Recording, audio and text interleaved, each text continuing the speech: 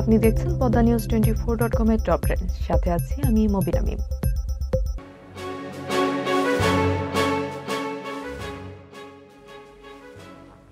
ঘূর্ণিঝড় রেমাল মোকাবিলায় খুলনায় ৬০৪টি সাইক্লোন শেল্টার, ৩টি মুজিব কিল্লা ও ৫ সহস্রাধিক স্বেচ্ছাসেবককে প্রস্তুত রাখা হয়েছে।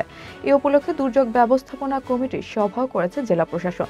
জেলা প্রশাসন সূত্রে জানা যায়, ৬০৪টি সাইক্লোন শেল্টার প্রস্তুত রাখা হয়েছে। এসব সাইক্লোন শেল্টারে মোট ৩,১৫,১৮০ জন মানুষ আশ্রয় নিতে পারবে।